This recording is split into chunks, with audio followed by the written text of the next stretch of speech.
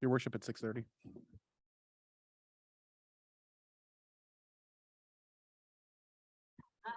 All right, I got to call to order the regular council meeting here on Monday, February 6th, 2023, 6:30 p.m. We are at the WC O'Neill Arena in the council chambers, but as well our friends at CHGO are here, and we are being live streamed through Zoom and Facebook. It's great to see that all members of council are in attendance, so thank you very much, council, for being here. And before we get into the agenda, I did want to recognize that we're in the unceded traditional territory of the Passamaquoddy people.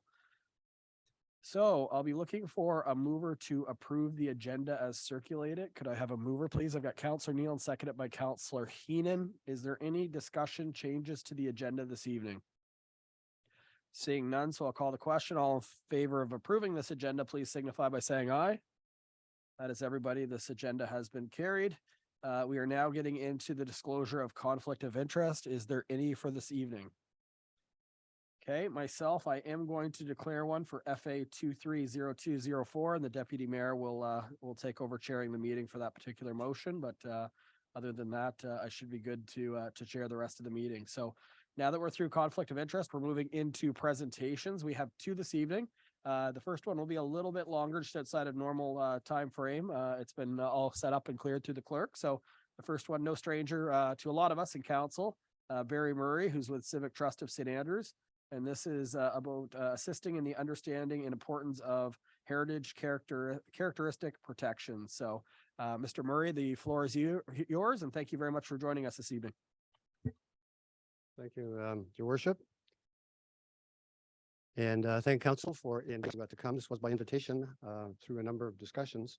Just before I start, I'd like to introduce a fellow board member. I've been involved with the Civic Trust, it seems, forever. And I've stepped down as the president this year, and the incoming president, new president, is Barbie Smith. And Barbie, I think, has heritage in her DNA. I do. She was an educator here in Charlotte County, and history was one of her specialties.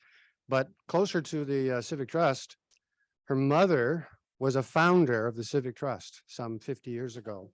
Her mother held every office in the trust, including the presidency. Her brother Rick was a longstanding board member and secretary treasurer for a number of years. Her brother Don has been very supportive in a number of our projects. So we're very happy to be handing the mantle over to Barbie. And she has a couple of words I think she wanted to say to start. I just want to say that whenever somebody else takes over, is that new initiatives are starting. And at some point in time, I'd love to have a chance to talk to you about many of those initiatives. I don't know if you're aware, but we have the Pendlebury Lighthouse is part of one of the things that we do. We're looking into projects with the Butterfly Way and other projects for providing more information and education to the people for their heritage homes in St. Andrews. As an example of that, I want to show you this book, and just how big it is. And it's got all the streets in it. And in this book is approximately 350 homes that are over 100 years old in St. Andrews. And this binder was put together at the initiative of the St. Andrews Town Council in 1914. And there's still another 200 plus homes that should go in this, but it will show to you the importance of heritage within this town. And I think you're going to be you have a copy at the office. So anybody who'd like to see it, or anybody who'd like to come and visit what we do have at the our office, which is in the courthouse, you're more than welcome to get in touch with me and you can come and visit. Thank you. Thanks, Barbie. I'd also recognize another board member who's here, who you all know. She's another one of the ever-ready bunnies in town that if you ask someone to volunteer, she's usually at the forefront. She's here to give another presentation, I know, after me, but Carolyn Davies has been a board member for the Civic Trust for a lengthy period of time, and her support and contribution is invaluable to all that we do. So I'd like to start with two things, I guess. A little bit of, we don't put our thumbs under our suspenders very often. You don't have to in St. Andrews because everybody's a volunteer at something. But this year that Barbie's taking over is the 50th year of the St. Andrews Civic Trust, 50 years continuously in the town of St. Andrews. And as I thank you for the invitation to come here, I'd just like to point out a couple of things.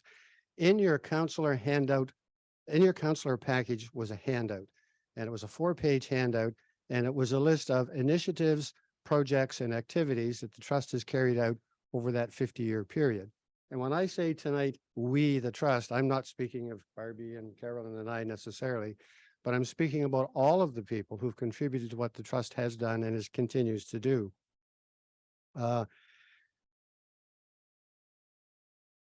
Without putting my thumbs too much under the suspenders on behalf of all those who preceded us, having a quick look through that handout that you have, the projects and activities there have contributed millions of dollars to the development of the town of St. Andrews.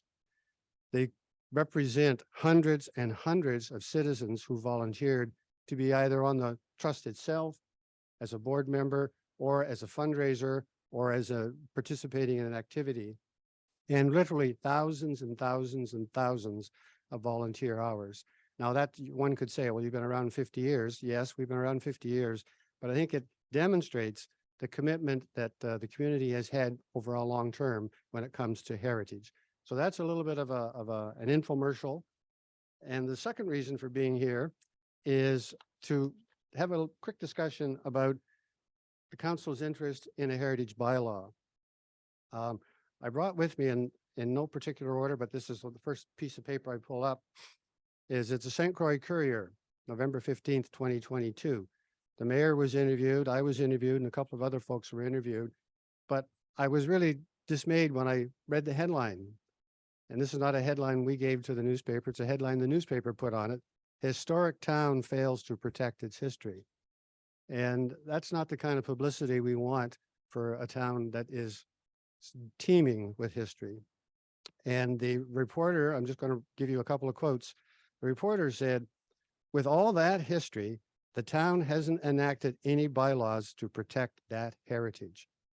And that's true. The trust has been around for 50 years. There has never been a bylaw, a heritage bylaw in this town. Another quote from that very same article is from His Worship. And he said, what we don't really have is a heritage bylaw that protects what exists.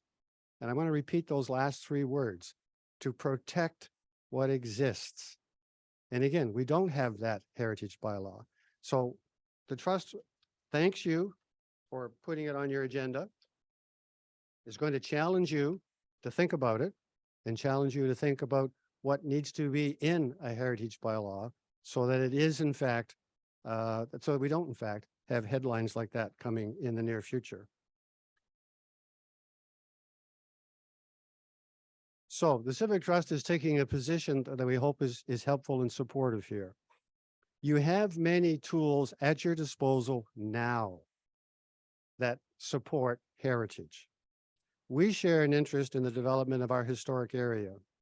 We support the establishment of a heritage committee. A committee is required by legislation if you're going to enact a heritage bylaw. So we support the council, we support the creation of a heritage committee, and we support in any way, in shape and form that we can to help you prepare a bylaw. But let's not forget the tools that we have now. And I'm going to spend some time with your approval talking about the tools that we have already, because we believe that the existing tools that are here now and have been here provide the standard for the development of a heritage bylaw. You have a municipal plan, you have a secondary municipal plan. And Mr. Gulpin is not here at the moment, but I will remind myself that, okay, he's with us, you're with us, Xander. I will remind ourselves that both Xander and his boss, Mr. Anderson, had recommended that we go with the secondary municipal plan specifically so that we could protect the heritage assets that we have. Supplementing these tools, the trust would suggest, will enhance the vision that was established by the creation of the National Historic District. And if we go to the next slide, not everybody here may be aware of this document. We've given a couple of copies of the document to staff. It's all digitized, and it's something that dates back to 1995. And this document was in fact a submission, a joint submission. And I want to underline the partners because we all are partners in this. The partners were the town council of the town of St. Andrews, the Chamber of Commerce for the town of St. Andrews, and the St. Andrews Civic Trust. And we partnered, we did some work. We approached the Historic Sites and Monuments Board of Canada, which has become what we call Heritage Canada now. And we made a proposal proposing that the town of St. Andrews be recognized, because this is not something that's given out freely, be recognized as a National Historic District. And I'm going to show you an image in a moment. I'm sure you'll all remember it when I show it to you. As you enter the town, we proudly show this sign that says we are a National Historic District. The entire town is a National Historic District. The only one who even competes closely is Lunenburg. And Lunenburg went on to become a UNESCO World Heritage Site. And as much as that was something the trust was interested in pursuing 10 years ago, we wouldn't qualify now. We've slipped from the days we started doing the things that we thought were important in terms of heritage. We've slipped. We've lost buildings. We've allowed things to leak out here and there. We would not qualify today to take the next step and become a UNESCO World Heritage Site. If you look at the report, and I didn't bring it with me, it's 75 pages. It resulted in the awarding to the town of St. Andrews the designation of a National Historic District. It recognizes some words, and I'm just going to spend some time on the words because I think they're important. The gridiron plan. No, that's not a football. The gridiron plan is that boring way that our streets are all lined up and organized. That's rare, very rare in Canada. Public reserve, space within a community that's actually assigned for the public. And I would argue in the 50 years of the Civic Trust, we've lost some of the public reserve.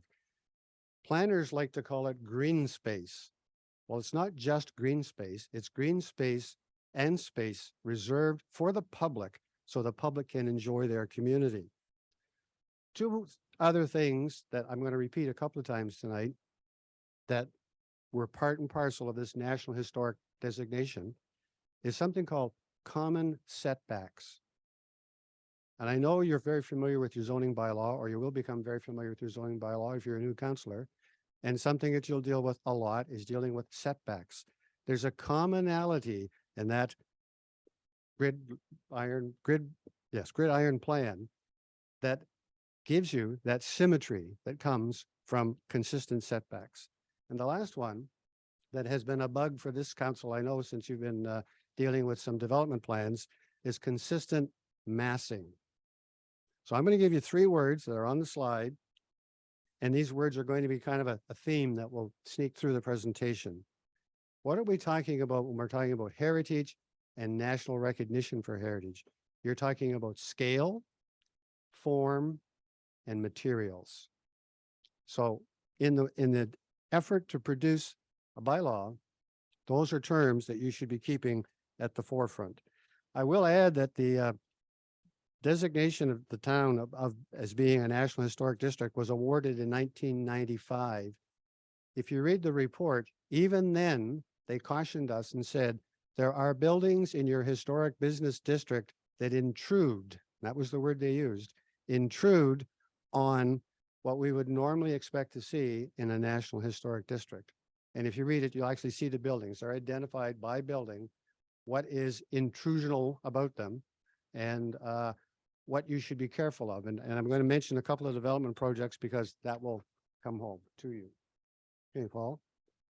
So here's the sign. We like to put this at the beginning of town. I've also noticed it appears in all the branding. The town of St. Andrews brands itself and uses this information. The St. Andrews Chamber of Commerce brands itself and uses this information. We received, and of course, I'll put my thumbs under our suspenders on your behalf.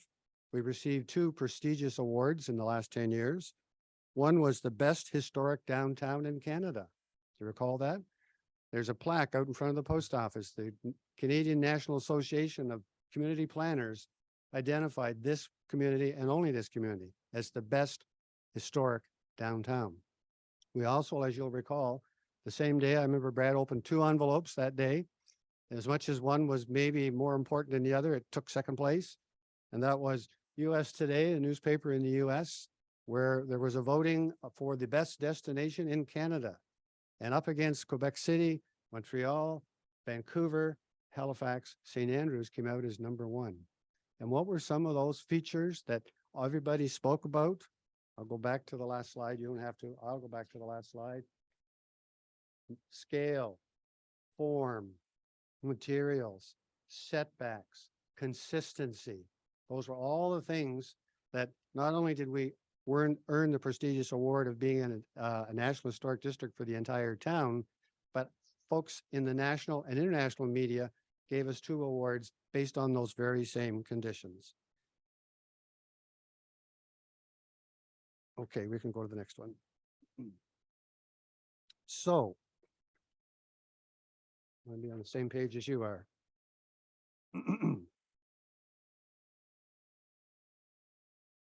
I've done that one. Yep. Okay, there we go. Thank you.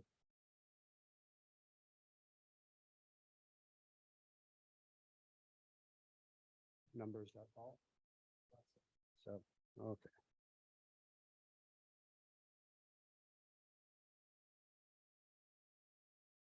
Okay, thank you. So I'm just going to review with you some of the tools that I mentioned earlier that we have already at our disposal. They're there for the taking, and I would argue perhaps we just haven't used them to their full effect. The Council of St. Andrews created a new municipal plan in 2021. I had the pleasure of serving on that subcommittee, the steering committee that helped do the design work on that. In the terminology in the municipal plan, we make reference to St. Andrews being a National Historic District. The municipal plan is a 10-year plan. It's what I call the North Star.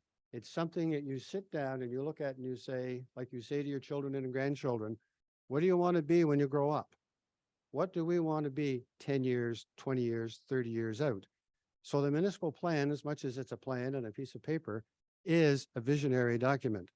And in that plan, I'm just reading one quote. It says, Council shall, underlining the word shall, recognize the value of retaining and enhancing heritage structures and areas. Council shall regulate development within the town plat, which is Harriet to Patrick, the historic business, sorry, it should be historic business district, which is water between 2 streets, by preparing a secondary municipal plan and a zoning bylaw. And sometimes we forget municipal plans are that. They're the North Star. They're not just a piece of paper to stick on the shelf. They're supposed to be what guides us in what we do for the next 10 years. We're barely 1 year into that plan. Okay, Paul, we can go to the next one.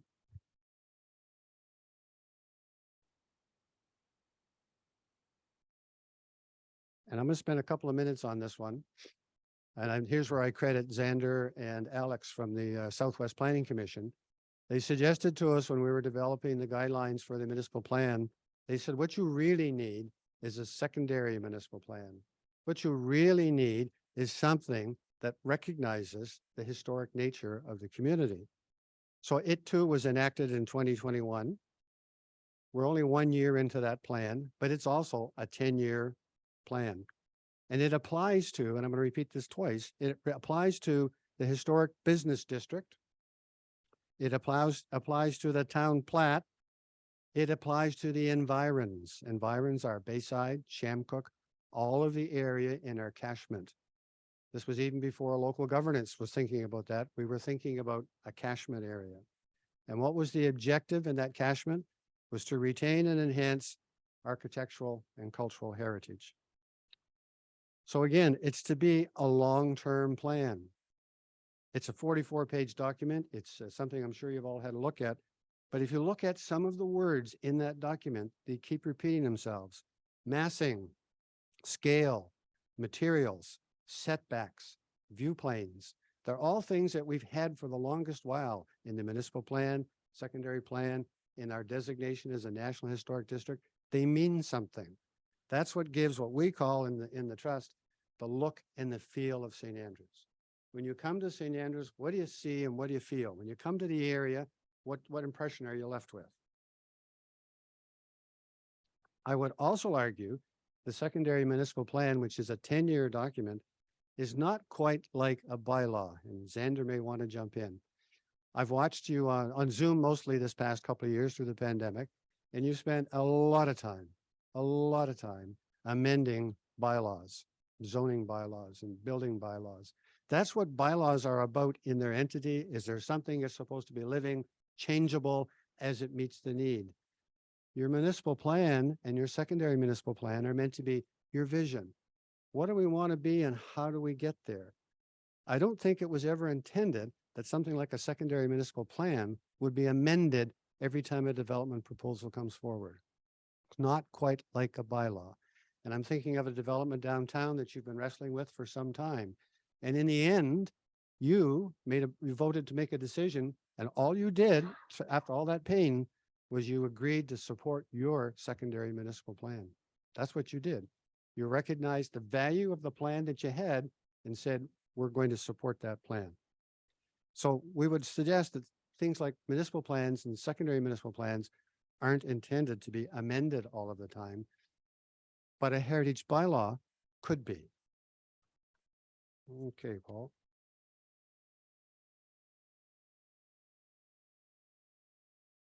I have to learn to go left to right on this. The last one is your zoning bylaw. And I'm not going to spend a lot of time on this because you do. You spend a lot of your time, an inordinate amount of your time as a citizen on zoning bylaws. It's a long document. It is the nitty-gritty in it. It gets into all sorts of the weeds, and you are finding yourself amending that because it doesn't meet your need for this, it doesn't meet your needs for that. And that's okay, because that's what bylaws are about. They're there to be flexible, amenable. If I can, I just added one comment in here. There was a brouhaha a little while ago about a building downtown in the historic business district, some discussions around windows. In your zoning bylaw, there's actually a clause that tells you exactly what's necessary for those two windows. It's in your zoning bylaw. And if anyone would like to see it, I can show it to you after. We sometimes get all wrapped up in an exercise that isn't necessarily where we want to be. And the next one, Paul. So a couple of questions and a couple of suggestions to council. First, what are council's intended goals with a heritage bylaw? We're going to give you some suggestions, but we want you to think about that. You have many tools. You have all the documentation that supported the awarding of the National Historic District. You have the municipal plan, the secondary municipal plan. You have your zoning bylaw. You have all those documents. So what's your goal in the establishment of a heritage bylaw? What strategy would you see putting in place? Again, I'll go back to the mayor's comment to the newspaper when he said,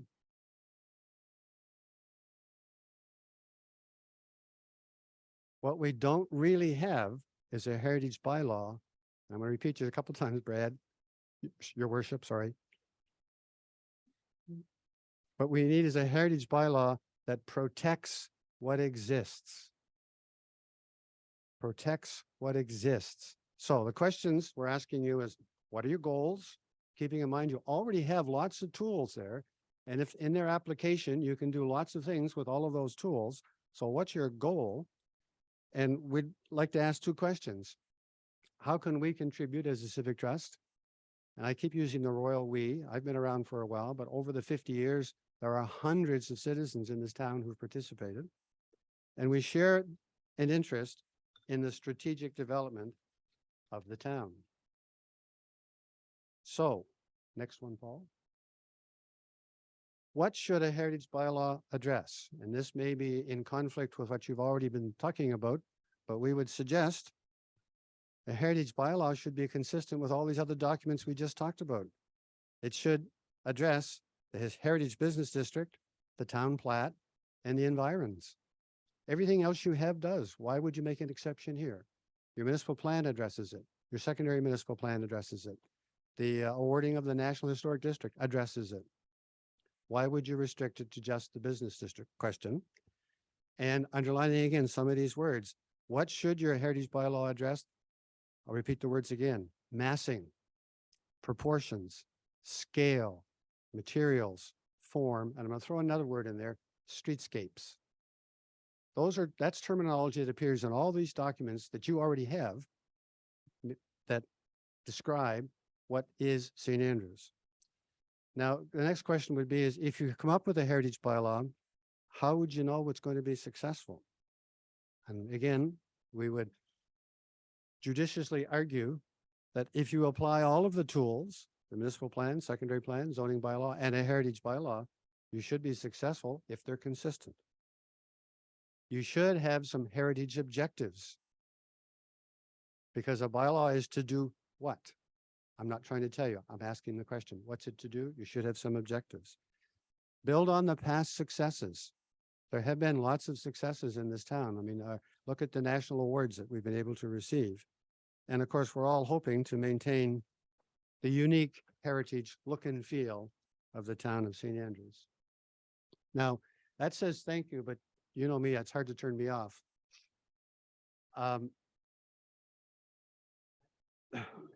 Oh, wait, no, you're up next, Carolyn. St. Andrews Civic Trust has a long history with this gorgeous building, the Charlotte County Courthouse. We managed to talk the province into completely restoring it more than once. And at one point in time, we were pleased to receive from both the Department of Justice and the Department of Heritage a recognition for what we were doing. And they gave us custodial stewardship for the building. And of course, the town took ownership of the property in 2016. Custodial ownership and custodial stewardship in the past also awarded us some office space, some working space in the courtroom. And when the town took that over, the previous council and this council have both decided to allow us to continue working in there. So we thank you for not evicting us. We thank you for the use of the building. And we thank you for the invitation to the presentation. And I'll just repeat one last thing. When I introduced Barbie as the incoming president, I think it would be useful from all our points of view to invite Barbie back in the spring, because this is anniversary year, golden anniversary, and there are some plans that I'm sure she'd like to share with you. And I'm sure in addition to a heritage bylaw, there are other projects and issues that we'd be very interested in sharing with you and contributing. Questions, comments, or send me away. Thank you very much, Mr. Murray. I appreciate that. I will open up to council. A quick question. How many, are you still going to be involved with Civic Trust Yes. yourself? Just stepping Yes. down as the role as president. How many Okay. years were you president for, if you don't mind me asking? Say again. How many years were you president for? When did you leave, Alan? More. I've been a board member probably for 25 years, 25 years. but as president, I succeeded. That's the word they use. I succeeded Alan Fyander as the president, so probably 10, 12, 14 years as president. Yeah, well, I will say this, Mr. Murray, I've had the opportunity a few times to have discussions with you, and every time I do, I learn something more about my community from the past. You are certainly a wealth of knowledge, and we're very lucky. I know you're going to continue to contribute, but we're very lucky to have you. And of course, you have contributed to a number of the guiding documents, like you referred to, like the municipal plan. And I just want to say, I appreciate it on a personal note. I think I've consulted with you a couple times to get your opinion on recent developments and other things, just to check in. And you've always been a great voice for me for that. So I appreciate that. Council, is there any questions that you have for anything that Mr. Murray presented for this evening? One question I have is, we did a call. We're looking for essentially board members or volunteers in order to really start talking about heritage. So a committee for the bylaw. And I understand why some people are reluctant, because they've kind of been through this rodeo, not once, twice. So they put a lot of sweat and tears into it. And to be honest, just their heart's not, in it to question if we're going to be able to effectively do this, because to your point earlier, it's never been done. Mhm. Is there any advice or anyone that you could think of that we should be leaning on heavier to get volunteers, because the fact that we've done a call for a couple months and we can't get enough people raising their hand to say, hey, I want to help be part of this. It's kind of like a fundamental trip coming out of the gate. So I was wondering if there was any suggestions or ideas you might have to get more people to raise their hands so we have enough to even form this committee. I don't know if anything I say will make more hands raised, but I can give you some suggestions. Sure. In the process of doing anything at the municipal level, understanding what the goal is, and I think you saw on one of my slides, what does council want to achieve by doing a heritage bylaw? That hasn't been spelled out in clear-cut terms. And what would your measure of success be? The newspaper was shocked that we didn't have one. And I would add, one of your comments, your worship, was one of my comments to the reporter, is we have so much goodwill in this community, so much goodwill, that a lot of people think, well, you don't need any more rules or regulations. Well, that may be true, but goodwill sometimes wears out. Volunteers sometimes wear out. But clarity in terms of what the role is, what council would like to see and measure as success with a heritage bylaw. And I think, again, quite candidly, an appreciation for application of the other tools that are there. The municipal plan, the secondary municipal plan, had the answer to two of your development request questions in front of you. They were already in the guidelines that you had, and you got there with difficulty. And I'm not trying to add any insult to this after all your kind comments, but I noticed one of our friends, John LaRue, who wrote the book, St. Andrew's Architecture, 1604 to 1967, who's now the curator at the Beaverbrook Gallery in Fredericton, who has his doctorate in architecture. This was in the same article. The article ends with, John LaRue suggested that St. Andrews doesn't do either very well, either being preserving the past and balancing the future. Let me read the two sentences. Preserving the past, but building for the future is a delicate balancing act. LaRue suggested that St. Andrews doesn't do either very well and needs to work better at doing both. Now, those are good words. It's the actions, it's the, establishing goals, establishing a process to get there, a measurement tool that says, this is how we know it's successful.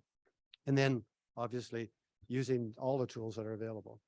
Yeah. Just on those comments, I guess for myself and council, if you feel different, tell me, but I almost thought that we get the right individuals in place on this heritage border committee, so they can be part of setting the goals as well, versus just this council saying, hey, this is what we want. We want people that are experts to get involved with the process and tell us what it looks like. But I guess for me, to oversimplify it, is I think that our downtown is dying by 1,000 paper cuts. It's a little change here, it's a little change there. And when you add those all together, that look and feel is the way you describe it, is the exact same way that a lot of councillors use it. I feel like over time we're going to lose that. And I know that we're very fortunate because of the owners of these buildings and homes to have done a remarkable job of preserving our heritage. But the truth is that's a little bit lucky too, because not everybody in this world shares the same view and the same value of heritage and look. And as we see development opportunities and the pressures around things like housing, it's nothing to knock down a building and put another one up that's more energy efficient, or, in some cases, a heritage building does cost more to bring up to code than building new. So that's our fear. The reason why we're looking at the business district, at least why I was, is I'm very, very in tune with the fact of the history of this town where they haven't successfully been able to implement this. So sometimes you've got to crawl before you walk and walk before you run. So if we're able to actually implement something to protect our downtown, which not that, you look at the homes from Castine, Maine, or if you look at the Maxwell buildings, not that those aren't important on the other streets, and that's not, they're part of the look and feel of our community too. But for me, the bread and butter is our downtown. That's where, people come and they fall in love with their community. Doesn't mean it's the only area, but to start there and really focus on the businesses, because those seem to be what flip quicker, and they seem to be what, really alter more with storefront and windows. And I just thought that, and I know other councillors felt the same way, that was a good starting base. This is a fire chief tonight, by the way. So that's, I guess, to answer that, but if it I is could- food for feedback. Is Well, if I maybe may, we Your- should be talking about goals. if I may, Your Worship, just Yep. the words you've used now are in fact visionary in terms of looking forward. They are looking at some goals and objectives. Go ahead. Whereas up till now, all we've heard is just for the business district. I think that clarification would make a grand difference. It should.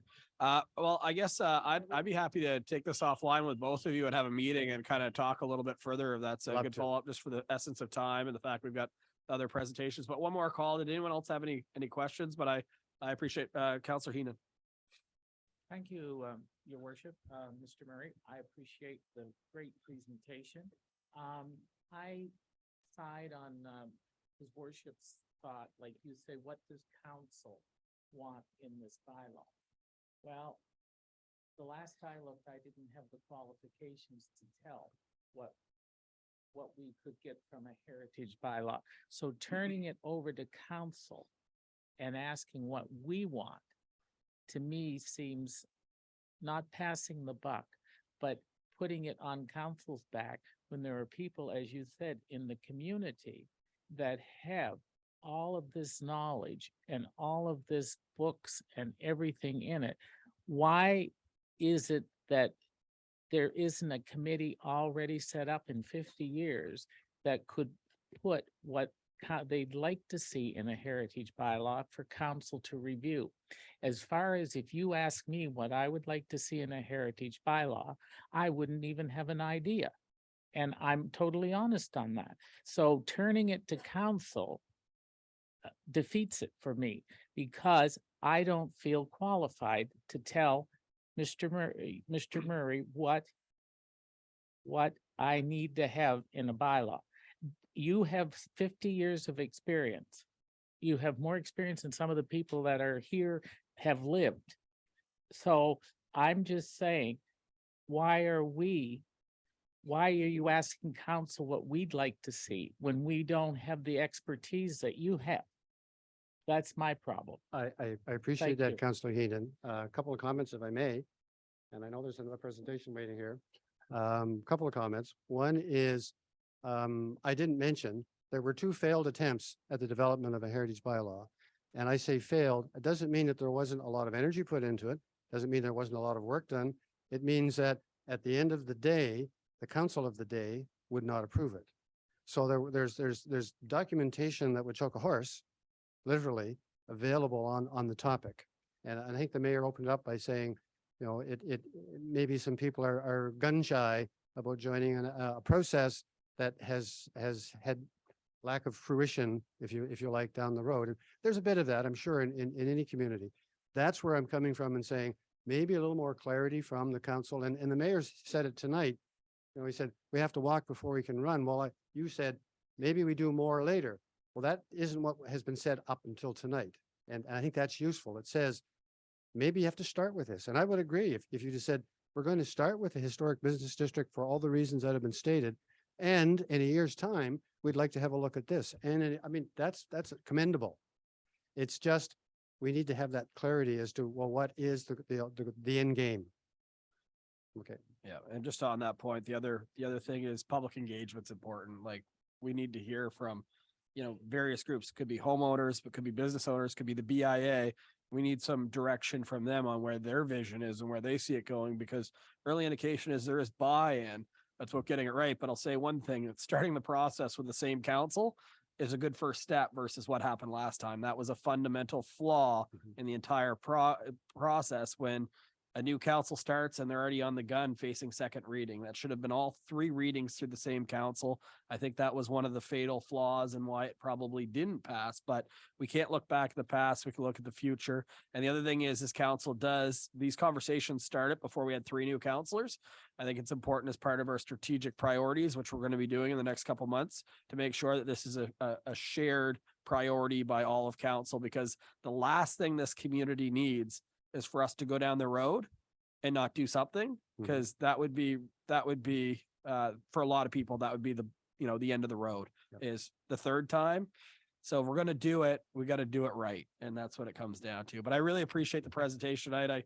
I always enjoy hearing from you, and I'm glad to hear that you're staying on with Civic Trust. So thank you for your time. Thank you very much. Thank you, Councillor.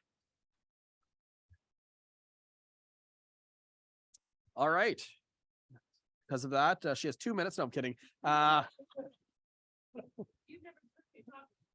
Yeah. I'd like to welcome up now, no stranger to some of council, Caroline Davies, who is on the Passamaquoddy Lodge Board. I note that there's a lot of members that are here in support, and our MLA, actually, Kathy Bach, is here as well. I assume for all of the above, but definitely this one as well. So she's going to update us on the process for the new Passamaquoddy law. The floor is yours. Thanks for joining us again. Thank you. And I guess I should have realized that this layout would be a bit different, so I didn't bring my laptop. Anyway, Your worship, can we just hold a second? Zoom just crashed for some reason. Okay, we've just got a little technical difficulty. Zoom went down, so. the all right, well, 5,000 I will entertain you then. The 5,000 the 5,000 people at home are waiting to.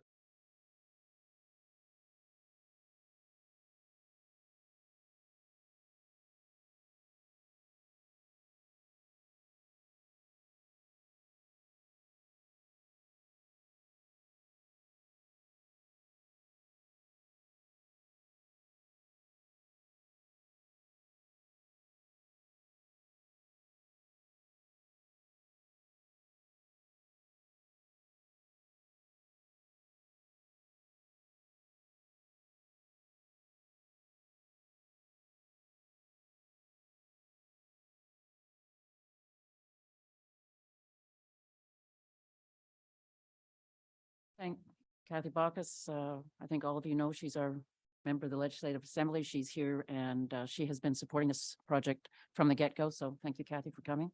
We have board members from both Passamaquoddy Lodge and from the Passamaquoddy Children's Center, as Emma will be joining me up here. So it's not just me today, you guys. You're going to get somebody nicer and younger. So really, what I thought I'd highlight today is that we've been working at this for a long time. 2017, we were working on age-friendly community. We were working on trying to get Passamaquoddy Lodge better integrated into the community. I had joined the board of Passamaquoddy Lodge, and the number of people who told me they had no idea what the lodge was, residents of this town, that blew me away. I just couldn't understand how people could have such a fabulous entity in the community, and people didn't know it was there, didn't walk by, didn't go and visit their neighbor's mother. I mean, so we wanted to be better integrated in the community. We wanted to better support people, whether it was letting people come in and when the dental hygienist was there, have an appointment with dental hygienist, whether it was using the massage or the rehab center for somebody maybe who couldn't get into, couldn't get somewhere else to go into for occupational physical therapy. So we started working on that. And about the same time, our board decided as part of their strategic plan to opt for we have 60 beds. 20 rooms are private and 20 rooms are shared. So we wanted to go for 60 individual rooms, which this predates, this was 2018. So we were not psychic. We did not see that the pandemic was coming. We just thought it was not right that people who at the end of their life should be sharing rooms when maybe they weren't sharing rooms anymore at home.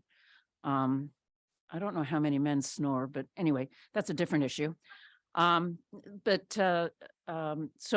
and also the size of the rooms, they had to share bathrooms and like, and I'll go into that a bit longer. So we started looking at what the options were. The province at the time had a 3P approach, so private-public partnership. And we did not want to have a private entity come in here and take over our community nursing home. We wanted to retain it as a community nursing home. So we hired EXP to give us a proposal on how to renovate it. Province, Department of Social Development, when we presented this idea to them, said, why would you renovate a 50-year-old building? And we explained why, and they said, build new. Okay, so back to the drawing board.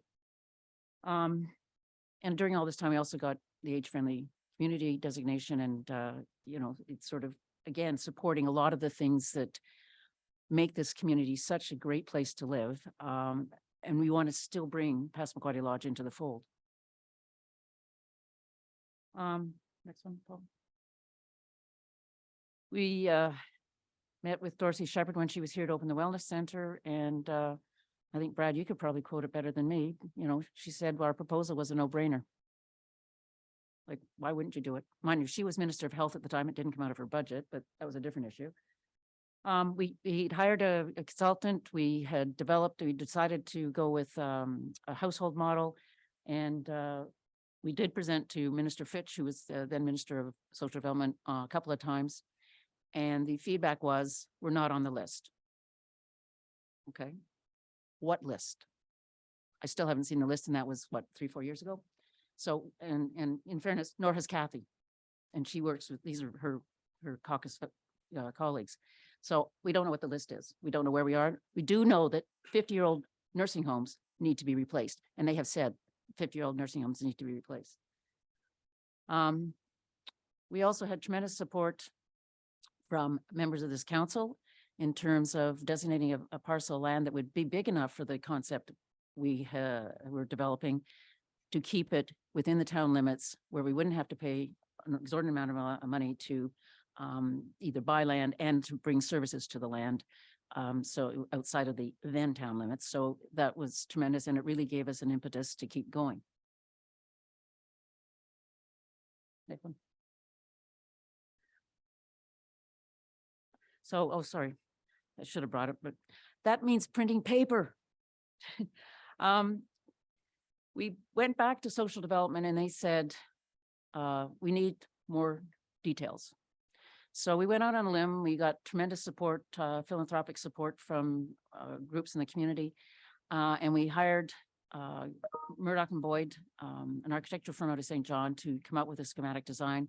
And we hired Iron Maple, which is a construction company out of Sussex, to come up with a Class D estimate. So that's a general estimate. It is not cast in concrete, but we would then have both a design to show social development and a dollar figure on it. We also got the first right of refusal was extended to last November. I understand that this is now February, but we're still in a begging position to keep the land designated for us, but that's another issue. Next one. So just a couple of pictures on next one. So I don't know how many of you know that Passamaquoddy Lodge is 50 years old this year. It is the largest year-round employer in the town of St. Andrews. It's a good thing Kristen's not here, because I think these figures are a little out of date, but that gives you an idea. You know, we're over $5 million in salary. So that's a lot of that. I go to the grocery store, I go into the hardware store, I go into the drugstore. I see people who work at the lodge there. I see family members of people who are residents in the lodge there. So the money, a lot of the money stays either in St. Andrews or in our surrounding community, because we have people from St. Stephen's, St. George, few from Fredericton, St. John as residents at the lodge. So it's good to know that it stays in the area.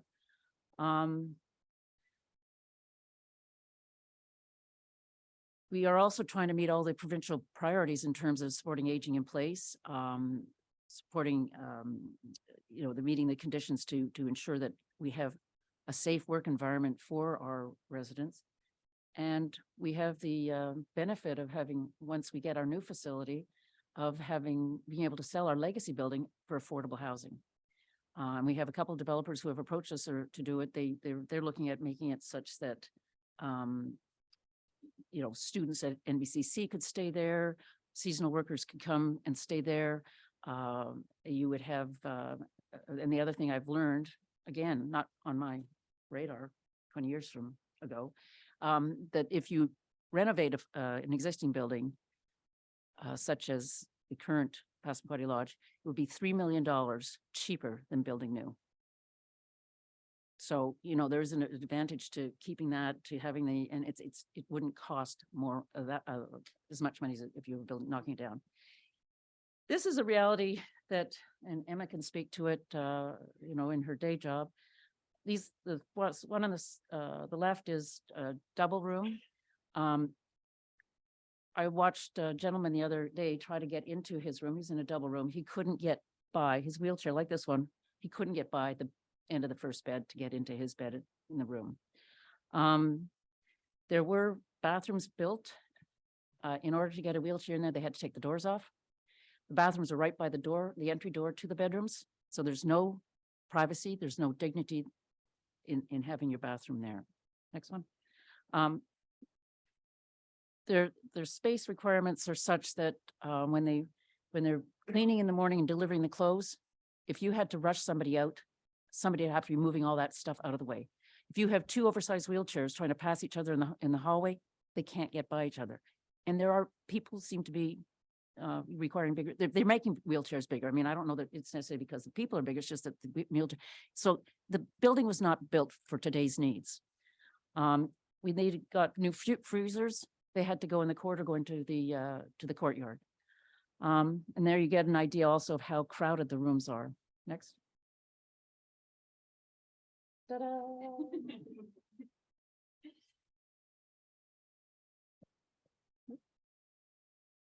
This is all the paper I bought.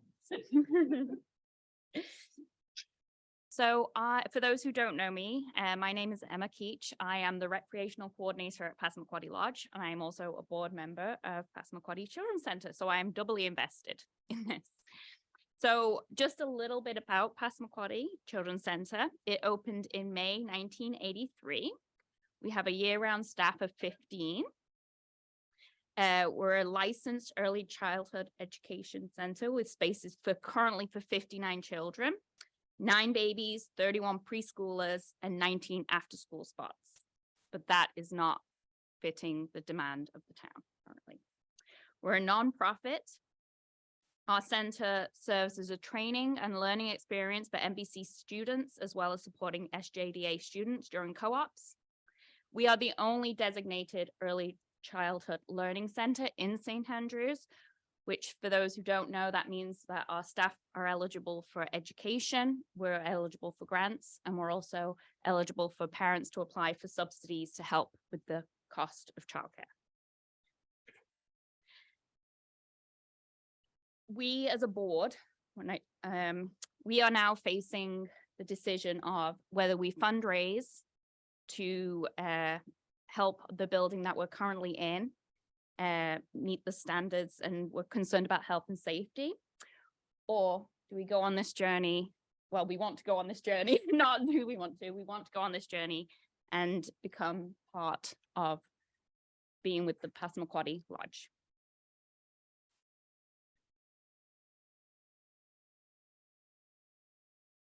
PCCI is also an inclusive environment that encourages children from all social economical backgrounds.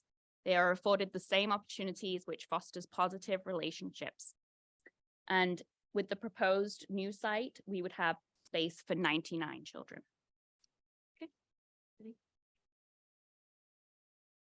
So this is some pictures. This is the shed currently.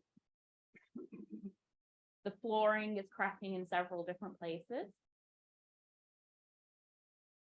Currently, the children's centre is not actually accessible, as there is stairs to go up to the baby centre, and to go down to the 2s and 3s room, you'd have to go outside.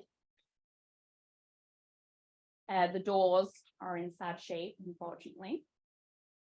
So just a couple of benefits about intergenerational. Energizes older adults and gives them a sense of purpose, allows them to share their skills and experience. It reduces isolation and potentially relieves and lessens depression.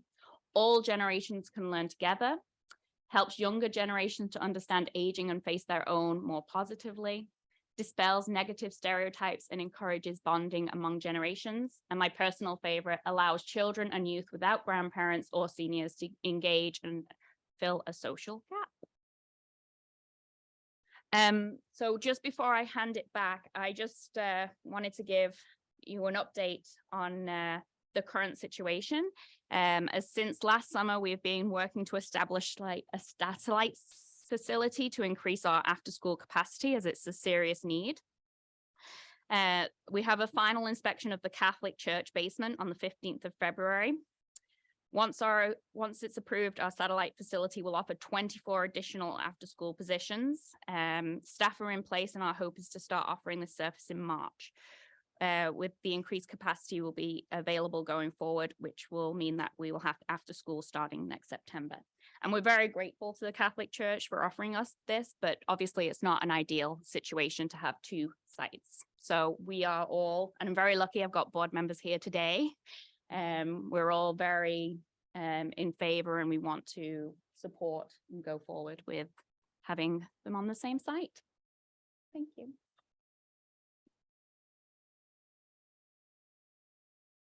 I did mention earlier, the age-friendly community initiative that continues to push us forward. One of the big things with the age-friendly was social inclusion, the opportunity to get out and see people and do things. They talked about an adult day program. They talked about a community kitchen. They've got a number of other, things like sidewalks, lighting, that all things that are moving forward. And we right now are having a Healthy Seniors pilot project that the Lodge is partnering with Stu on, the St. Thomas University. And the feedback from the community on how to ensure civic engagement and to support aging in place is underscoring a lot of the points that were brought up 5 years ago. So it's really, it's been a good validation process. The other thing that keeps coming back, and it was probably one of the number one things in our age friendly, was the intergenerational opportunities. And that's one of the reasons why we've invited or asked or begged, or I don't know, the Children's Center to partner with us in our new complex. As I said earlier, the legacy building would go for affordable housing. We've also been offered, Passamaquoddy Lodge has also been offered a piece of land where we are hoping to build some affordable housing for recruitment and retention of our staff. So again, it's, we're trying to move forward in a number of areas. And we've gotten to where we are today because we've had tremendous philanthropic support. Nobody's seen a shovel in the ground, and yet they have been supporting us. We have other foundations that have approached us to support us once we get approval from social development. And so we're very positive about the energy in the community. Sorry, if I'm a little less energetic than normal, I've spent a lot of time at the hospital in the last couple of days, and it's where's one out? What we're proposing is pandemic responsive. As I say, when we started out, we didn't know there was going to be a pandemic, and yet what we've come up with would have ensured that our seniors would not have felt the isolation that people in nursing homes felt. They would not have had the level of COVID exposure that they had in a shared bathroom, shared rooms. Right across the country, we've heard, and I don't need to reiterate it, but the number of people people in nursing homes who died because of overcrowding, of non-sanitary. I mean, we're trying to meet all those requirements. We've gone, as I mentioned, for a household model, and I got a little picture of that. It's also in your package. But the household model is just that. We are looking at households of 12 residents. They would have, each household would have their own, each resident would have their own bathroom and bedroom. Each household would have their own kitchen, dining, and living area, so that if you had Norwalk virus in house number 1, the other 4 houses could remain open for visitors. So you're not closing everything down. Right now they're closed because of COVID. So you can't go in and see Granny. It's just, and the other thing is down the road, because at some point all us baby boomers will, I don't know, go somewhere. You could switch it because the household model, you can maybe, if you needed independent living for people who didn't want to have a full garden home or something like that to maintain, but could do, or maybe you put it for assisted living if that's the need of the community. I mean, it's something that is a lot more flexible, or maybe an expansion of the daycare, because it's a household model, it's a lot more flexible that way. It supports intergenerational programming. I know that, and it's too bad that Courtney couldn't be here tonight. We had hoped that she could. She's running the daycare, but they were all organized to bring the kids to the lodge to visit on a planned outing, and Friday happens, so you don't take the kids out in that, so they don't get the exposure, and our residents don't get to see the young kids. We're going to support aging in place. So we talked about an adult day program. We've talked about community kitchen. I personally don't care where the community kitchen is. I think if this community does need a community kitchen, there's actually not a bad one upstairs, but just saying. we talked about having one of the things that's come out of this Healthy Seniors Pilot Project is a therapy pool. Well, we've been talking about doing a therapy pool for the residents of the lodge. Why wouldn't you open it up to other people? We were talking about having maybe some office space so that if Dial-A-Ride wants to be here or have somebody work out of here a couple of days a week, they can come and use that space. If you have, I don't know, who else have we talked? Anyway, you get the gist. It would all incorporate the best practices that this province has been promoting and advocating that we put in place. We've said it would be a demonstration project so that if community X down the road wanted to build something like that, they could come in and look at what we've designed and they go, well, we don't need a community partnership space because we already have one, or we don't need the daycare because it's already built next to where we're planning on building, so they could pick and choose what they would need for their own use. And not only that, we would meet provincial regulations from 2015. Right now, we do not meet the provincial regulations from 2015. If we were to build, according to the 2015 regulations, building for nursing homes, we would go from 25,000 square feet to over 60,000 square feet. It just, if any of you been into the lodge, figure out that was over almost 2.5 times as big as it is now, and what space we would have. Next one, Paul. Thanks. So this is just a quick show of institutional, your schools, your prisons, your hospitals, institutional. We want to go to household, which is you go down and it's like you're going to your own home.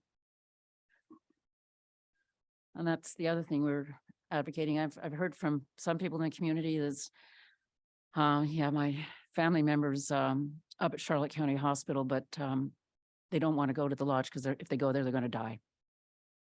We want it to be a home where you want your parents to be because they're looked after as if you were there with them when you cannot be there with them every day. I know this is small, but this is the schematic design, and I don't have a laser printer, but this is the daycare, Bar Road, Champlain, and then you have your individual houses and then your support entity at the back. So what you would see would be the daycare in the homes rather than an institutional model. Next one. So again, this is coming in, you would be coming in at the right-hand corner from Champlain. The daycare is the building on the bottom left. And then you have your 5 households, and then the administrative main kitchen, maintenance would all be at the back end.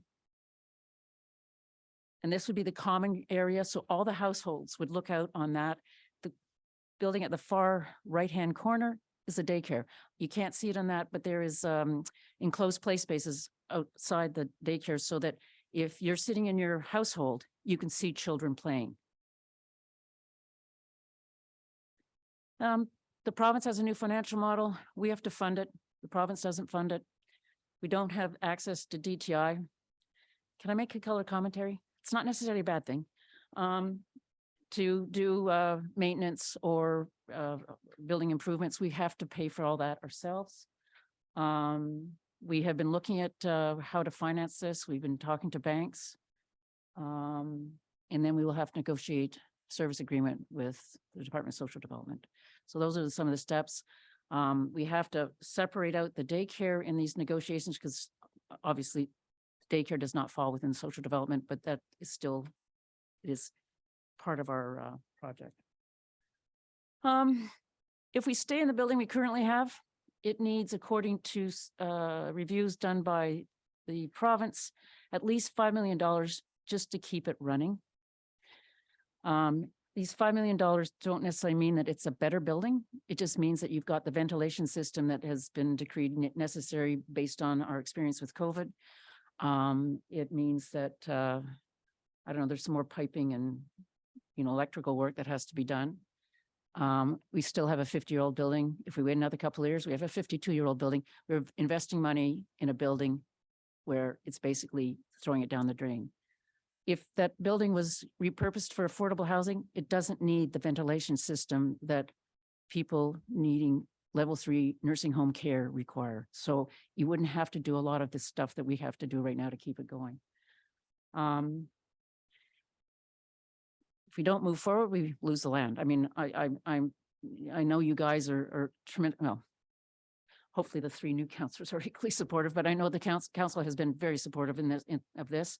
And I would like to think that you continue to be, but you know, if somebody comes in and says they're going to build a whole bunch of houses and that, maybe you start thinking that way. As I say, we have been approached by foundations.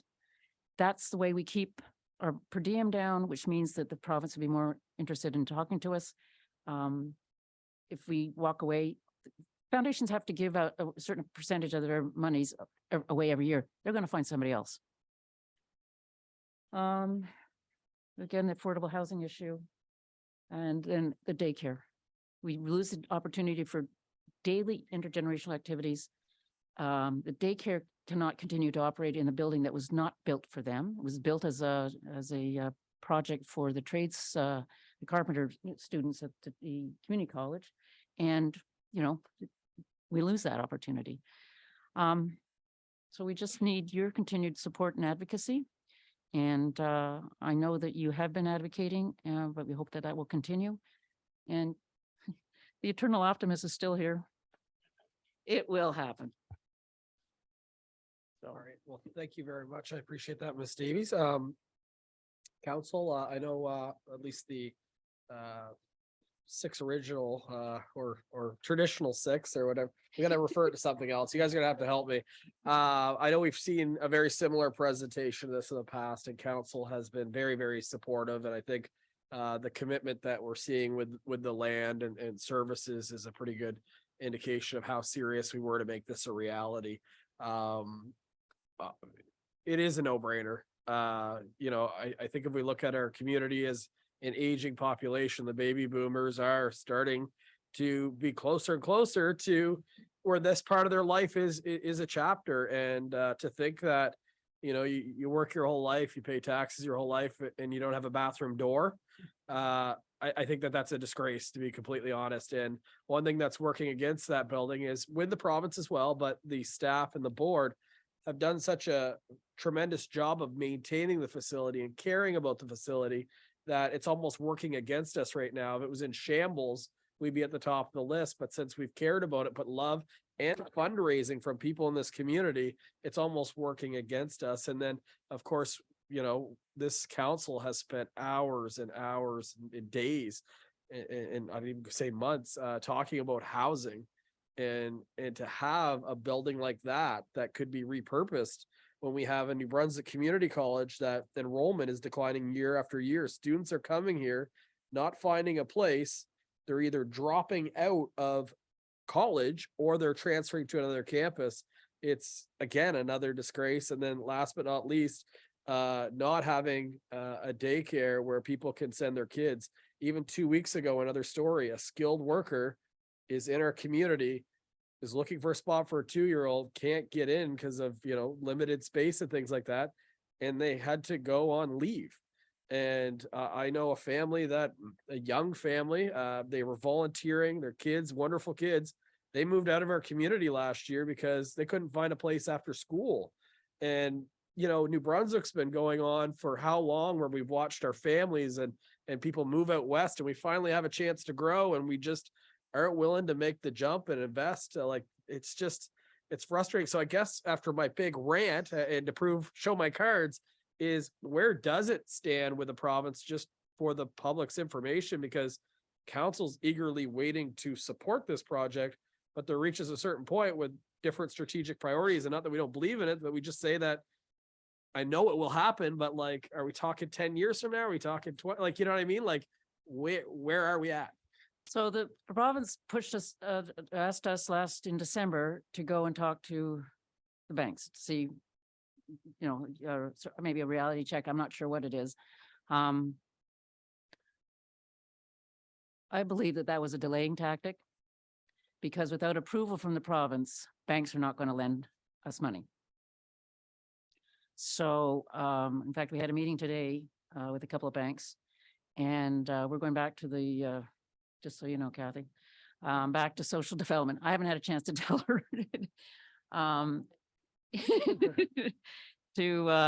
to tell them that we need, they admit they want they need to replace our nursing home. They recognize that. I think they have a limit of 10 a year or something. And you're right. We have fabulous staff. They maintain the building to within an inch of its life. And I was threatening, except I can threaten with this because if anybody saw me with hand tools, they'd understand that it wouldn't never happen. But I threatened today to go up on the roof with a jackhammer and just see if by putting some holes in the roof, if maybe they'd say, oh, this building's not safe anymore. Maybe we better build a new one. You know, because that has worked against us. But we still have a 50-year-old building where the double room barely meets the 2015 standards for size. And that's got 2 people in it. And that's the size, the 2015 standards are for 1 person. So, you know, how do we attract and retain staff if they're working in an environment where they can put themselves at risk because they can't help somebody pick them up because there's a bed next to them, or there's a wall next to them, or there's a fridge next to them. So, you know, so all I have to say, we're going to ask for a meeting this month. And if that doesn't work, then we have a meeting at early March, and we're hoping that the minister will be at that meeting. You haven't heard yet, eh? On the meeting on the 3rd of March?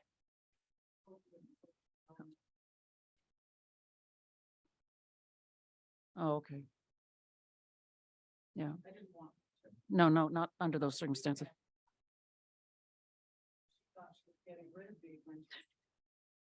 Gave up the DPI portfolio and I was bugging her all the time about a ferry for Campbell. I said, oh, well, I have another project she'll be interested in. And she is interested in the fact that there may be someone to purchase the old nursing home and turn it into housing for NBCC or CC workers, whatever. So we had the DPI minister, the new DPI minister down. He has been advocating on our behalf. And I say our because I'm fully invested in this project. I really am. She has me on speed dial. And vice versa. But I do think there have been some advancement. And I do think there's a light at the end of the tunnel and it's not a train. So I think we're getting there. It's been a long old haul, but I appreciate so much the council working with Carolyn and the committee. And the board rather on this project and being understanding, but I understand too that we have options. And if we can't get this rolling soon, I'll be very disappointed. Well, no, nobody in their right mind, you know, it's the proverbial, don't look, you know, I mean, they would just throw away this gift. We have community support, we have the town support, we have our MLA support, we have philanthropic support, we have a daycare that wants to join forces with us. You know, why wouldn't you move now? I would like you to know that I have the opportunity to speak to almost every one of my MLA colleagues, ministers or not, and told them about this plan, and they're all going, well, why aren't we doing it? And I give them the response that was given to us when we first presented to social development. Well, it's not in the 5-year plan. And then I tell them what Carolyn's answer was, neither was COVID. So we're pushing. Perfect. Any other questions? Councilor Blanchard. Yeah, just a quick comment. Thank you, Carolyn, for the presentation again. Just a quick note, because you did mention about expansion and other uses, bringing in other groups or other uses. We've had a conversation before, and I just thought I would mention it here, put it on the record, because we do have a provincial representative here. I have a brother with special needs, and he is very independent and very social. Well, brother-in-law, sorry. But he will always require some kind of assisted care, assisted living throughout his life. And I think it's, well, our family can speak from personal experience, but I think there's it's been well documented that there's a real need for that kind of care in the province. And I just think this housing model that you're proposing would be a perfect fit for adults who require that type of care. later on in life with special needs. So I just wanted to throw that out because you did mention additional uses and things like that. I think that would be a perfect model. I think it would tick the box for a province, another need for the province to find additional care spaces for those individuals. So I just thought I would throw that out there as well. So It hasn't been forgotten, Mark. yeah, no, I appreciate that. I will actually add one more thing if I could, Your Worship, Absolutely. just because you did have the plan there, in terms of, the layout and sort of have that architectural design now. I think if I remember there were some concerns like the engineers and stuff who had done the work. There was like an 8-meter difference or something to that effect between the road and the back of that property that we sort of allocated, where it would back on to existing houses. I'm just wondering, has that been addressed at all? Or I know it's sort of digging into the weeds a little bit, not really the high level stuff we're talking about today, but I'm just wondering what that would look like for existing residents of an 8-meter, difference in height from where that would be. I don't know if that's sort of been thought about or addressed, but I'm just curious to know, just because we do get questions about that. So I think the best person to answer this is our civil engineer. Alan? If you don't mind, just coming up to the mic, just for the people that are at home, the benefit of hearing. Sorry, throw you on camera. Yeah, exactly. Yes, it has been addressed. And basically, the point you're referring to is the fact that when you drive up Champlain Avenue, you think, well, it's relatively flat. Well, it isn't really flat. There is a differential of about 8 or 9 meters from the Diana side to Bar Road. So the site, in order to make this work for a seniors facility, it's got to be a level, floors all got to be the same elevation. So basically the design would level that site up at about midway, halfway up the 9 meters, 4.5 meters at one end, and cut it down on the Bar Road end, so it does get level. But one of the things that we pressed with the design team was to make sure that we don't infringe on the privacy and the buffer zone in the back of the lots on Diana. So that there's the back of the lot, and then they're 12 or 14 meters away, there's an existing drainage ditch, and the development would stay away from all of that buffer zone. So it maintains that buffer zone totally and develops back up towards Bar Road. Thank you. Sorry to put you on the spot. Any other member of council? All right, well, in the essence of time, just because we do have an agenda, I just wanted to say thank you for presenting. The next step for council is technically speaking, the land deal is expired, so council is going to have to just talk of, is it an extension? Is it just wait and hear back? But we'll get together and have a decision for you very quickly. But I can tell you that council is just not going to all of a sudden announce that there's a housing development there tomorrow. So I can tell you that there's no big panic on that. We would never pull the carpet out without having some dialogue, that's for sure. But I appreciate all your effort and time, especially yours. I know it's been a lot. Even Minister Carr was down and met with you. And this presentation, I think you've probably done, I don't know. I've seen In it my 12. sleep.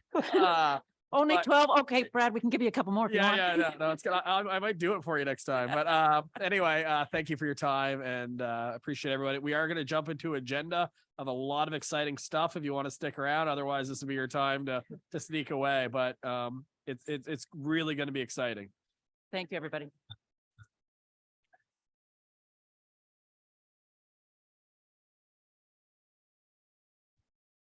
We're losing them. We're losing them. They should have free popcorn or something. I don't know, something to keep them around, right? Yeah. Just for the public at home, we're just giving a moment for the room to empty out.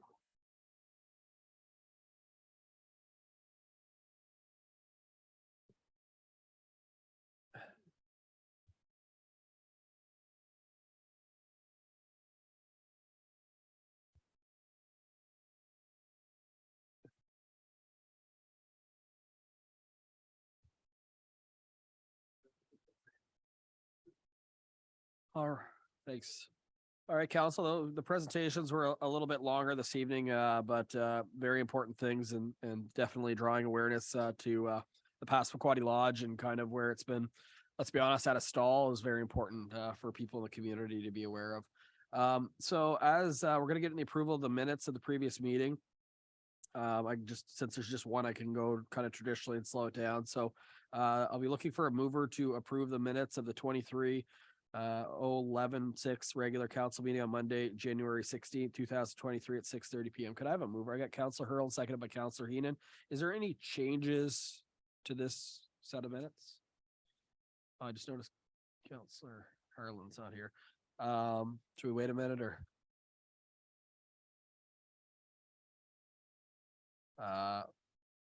I'm seeing none. Maybe I'll just call the question on the minutes and then we'll hold up for the staff report. All in favor of approving these minutes, please signify by saying aye. That's everybody. The minutes have been passed. We'll just wait a minute just to get into communications and it will be handed over to our CAO, Chris Spear, to take us through the staff reports.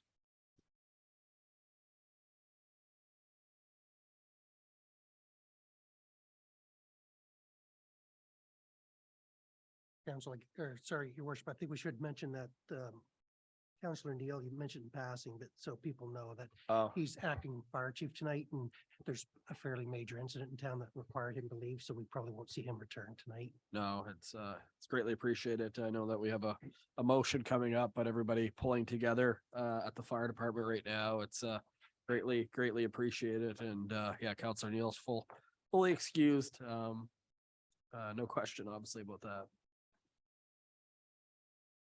Yeah, I'll take his stuff. All right, over to you, Mr. Spear. Thank you, Your Worship. Council, it's only been 3 weeks since the last regular meeting, so this report will be more condensed. We are moving forward with many initiatives and appreciate the opportunity to discuss them. Under council, with a presentation last month by Rick Turner, we continue to experience interest in the creation of housing locally. In addition to the RFP in Champlain Avenue, we have multiple options for 2023 as council continues to determine where tax dollars, if any, should go into these projects. Other projects are proceeding with design approvals and will start up again in the spring. Before you is a proposal to build washrooms along the Van Horn Trail on land leased by the Dragonfly Center. If it moves forward, we will need to finalize an agreement with that organization to move forward.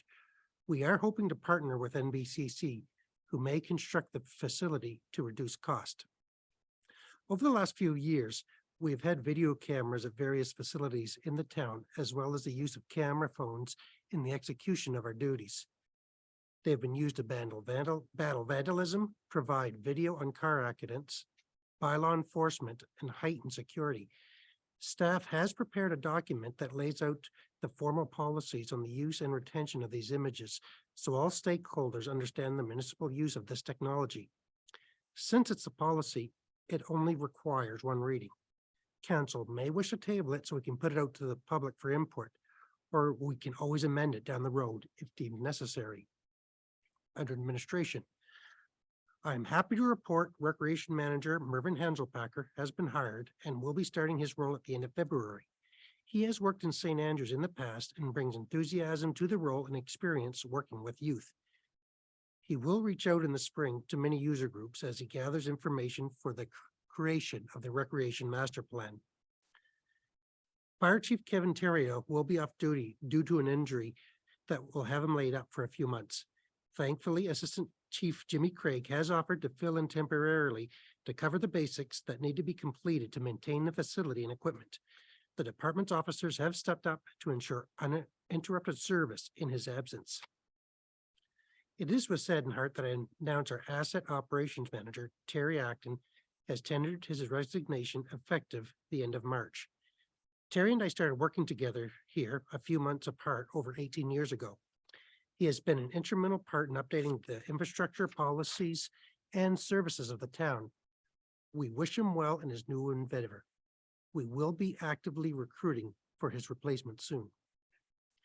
The arena will be extending its season by a couple of weeks as Charlotte County Minor Hockey is hosting a provincial tournament and the Heather Curling Club is hosting the 2023 New Brunswick Mixed Championships from March 30th to April 2nd. This leaves opportunities for other users, including public skates, so please contact us for any interest. We have been successfully acquiring a grant for the budgeted heat pumps for Public Works that will cover nearly 1/3 of the $38,000 cost. Mr. Knopper specifically puts out as many applications as he can to find funds to help reduce the overall cost of many projects and initiatives. Under services, staff have updated the council chambers to give it a more professional look and some added comfort. The layout of the space is not ideal, but the changes go a long way towards the professionalism atmosphere of the proceedings.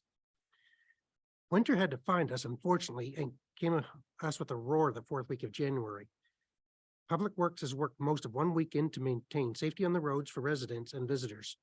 Before that, they were busy doing various tasks, including repairs to facilities, Christmas tree pickup, and cleaning up downed trees.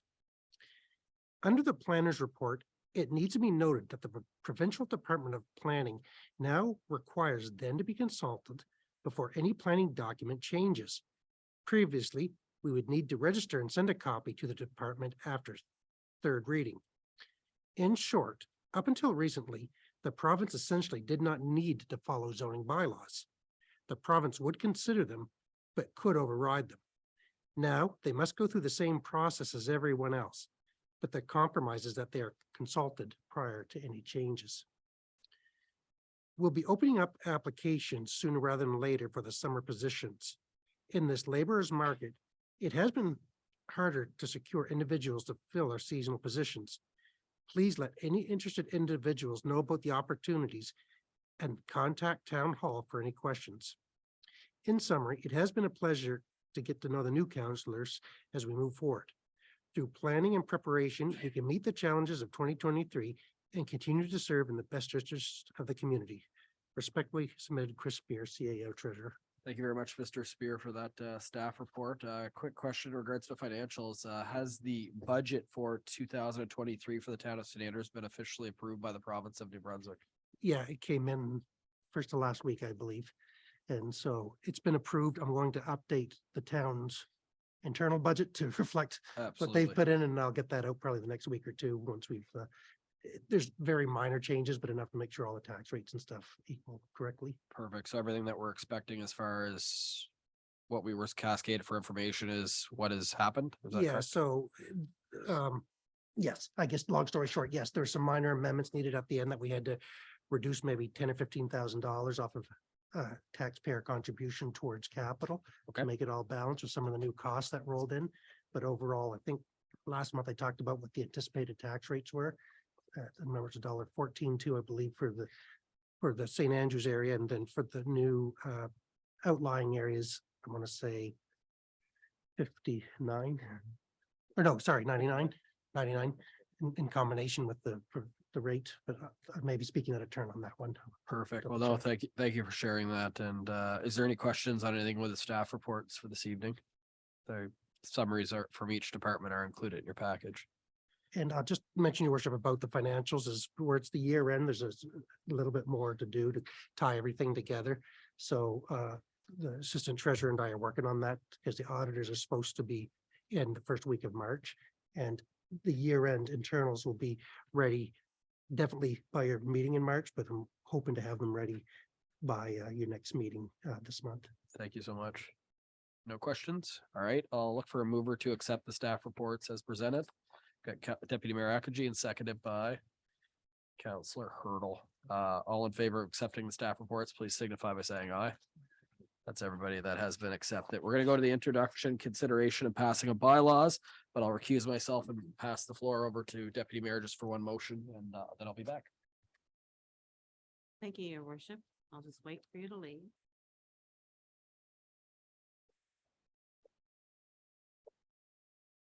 Okay, so this is reference number FA 230204. And it's the resignation of Asset Operations Manager for the town of St. Andrews. So the background is this. The town of St. Andrews has received a resignation letter from Terry Acton, Asset Operations Manager, on February the 1st, 2023. Mr. Acton's last day of work will be Friday, March 31st, 2023. Mr. Acton has been an employee of the town for over 18 years. Mr. Acton started in the Public Works Department as a laborer and over time worked his way to becoming Asset Operation Manager. He has been a key member of senior staff in the implementation of the new asset management plan. This document has guided our community through many infrastructure, parks, and facilities upgrades. His work ethic and dedication to the community is highly commendable and respected. Although we can fill the position, there is no replacement for Mr. Acton and all he has done. The town of St. Andrews would like to wish Mr. Acton all the best in his future endeavors and to thank him for all of his dedicated service to our community. The motion or the action is that the council of the town of St. Andrews accepts the resignation of Terry Acton, Asset Operations Manager. And I so move as deputy mayor. Could I have a seconder, please? Councillor Huckins. Harlan, sorry, Councillor Harlan. Sorry, Deputy Mayor, yeah, I'd just like to have that amended. So also the motion reads effective March 31st, 2023. okay, so that would Effectively be a get a friendly job tomorrow amendment. morning otherwise. Mhm. So it's a friendly amendment? Yeah. Okay, so is that all right, council? To March 31st, the resignation. Yeah, we don't want to see him go any earlier than he have. We can let him, keep him longer. All right, so it's moved by myself, seconded by Councillor Harland. Are there any more questions or responses to this? I know myself, I'm sorry to lose Mr. Acton. I've worked with him on many things and I certainly am going to miss him, but I guess he's not that far away that I can't still pick up the phone and call him, and he might come through. He's always helped out in the past. So with that being said, all those in favor, say aye. Contrary minded? None. Carried unanimously. Thank you, council. Please invite the mayor back. And thank you, council. Thank you, your worship.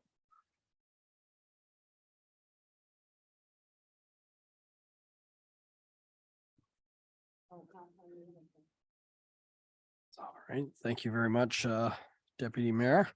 We are into Councillor Neal's portfolio, so I'm wondering if Councillor Bennett would mind reading the motions for this evening to throw them on the spot on page 69. There's disadvantages of sitting so close to me.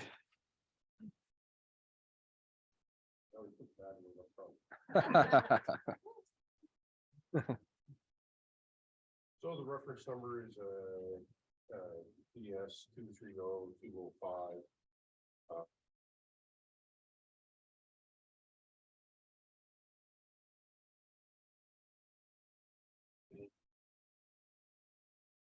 I've kept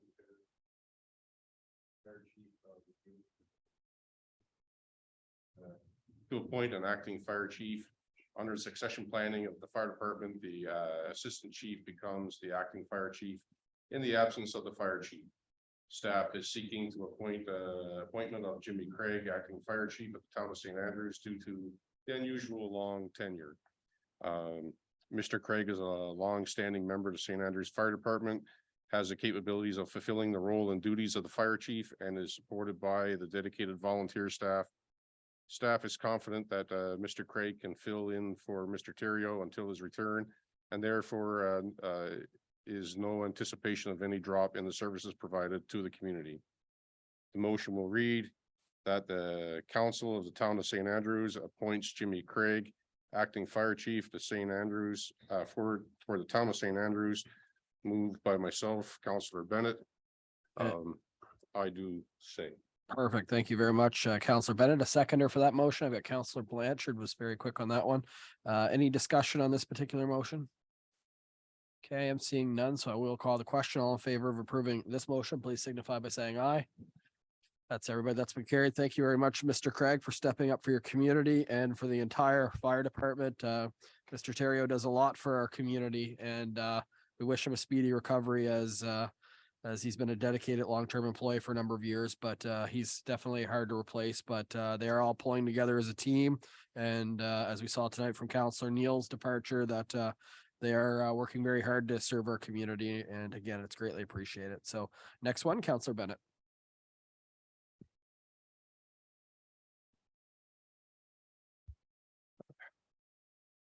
Reference number PS 230204. Subject policy P 203-01, use of video surveillance and retention of photographic evidence. Background: the town of St. Andrews recognizes the need to balance an individual's rights to the privacy and the need to ensure the safety and security of town, its employees, clients, visitors, and by law enforcement officers. While video surveillance cameras are installed for safety and security reasons on town property, and by law enforcement officers use photos for ticketing and enforcement procedures, there is a need to ensure maximization of privacy intrusion. Proper video and photo surveillance is an effective means to help keep the town's facilities, properties, enforcement measures operating in a safe, secure, and privacy protected manner. It is prudent to have a policy that reflects the use and retention of videos and photos. Staff is proposing a new policy, P-23-01, use of video surveillance and retention of photographic evidence. Please see the attached documents for a copy of the policy. The policy outlines the purpose of the policy: openness and transparency, right to information and protection of privacy act, RTIPPA, video surveillance, photographic evidence, access to recorded images, storage and retention. Motion that the council of the town of St. Andrews approves policy P-23-01, use of video surveillance and retention of photographic evidence, moved by myself, Councillor Bennett. I do say. Thank you very much, Councillor Bennett. Seconder for that motion. Got Councillor Blanchard once again. Any discussion on that one? Council, we got two, so we'll start with Councillor Hurdle. Thank you, Worship. Just a quick question regarding the fact that it's governed by RTIPA, which makes it pretty clear. But if there was an RTIPA request to access the information, who would that go to determine whether it's accessible by the public? Through your worship, that any RTIPA claims come to the clerk. So it's my responsibility as the clerk to review the requests that are submitted, as well as to the act and what is and what isn't allowed to be released. From there, there are processes in place that if there's something that if we feel that it's missing the act or it's not a part of it, we don't have to release it. As well, there's opportunities for redactions or for full release. So it really just depends on what the request is and to what extent the detail needs to go in. But it goes through a thorough process and can take anywhere between 30 and 90 days to complete. Thank you. Thank you. I saw Councillor Heenan as well. Your worship, just for public record, it's minimization, not maximization. So make sure that we have it for the public that it's minimization. Sorry, but I just want to make sure it's for public. Yeah. Perfect. Thank you. Thank you, your worship. Any other member of council? Okay, I'll call the question. All in favor of approving this policy, please signify by saying aye. Any opposed? That's no one. That has been carried. So thank you, Mr. Nopper and Mr. Spear, for putting that together. That was on our registers for a while. So to put that one out and have a clear policy, it certainly is greatly appreciated. We all know that video surveillance and things like that is more and more common in municipalities now. And this budget, I think we've approved some finances actually to purchase additional cameras for protection for the community as well. So very good to have this policy.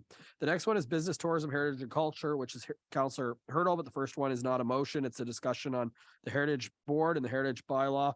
The staff note did come from Mr. Nopper, so I assume that we'll pass the floor to you just to give a little bit about the discussion. And I know that it's kind of an active conversation based on the presentation we had tonight as well, which ties into this. So over to you. Thank you, Your Worship. So before you tonight, the council is a report that just gives you a basic outline of why we're discussing a heritage bylaw, what sort of the background has come into place with this, and how it ties to the municipal plan and secondary municipal plan and further to the zoning bylaws. So as you heard tonight from the Civic Trust, there was a discussion how this ties into heritage culture, you know, the architecture, the theme of your community. Over the last several years, there have been questions to council brought forward as to why you should be looking at a heritage bylaw. And some of the discussions have been proposed based on the developments or what's been proposed to the historic business district, potential reduction of parking requirements in the zoning bylaw for residential properties. So moving from 1.25 spaces to 1 space has been a discussion, general overall protection of the heritage characteristics of the community.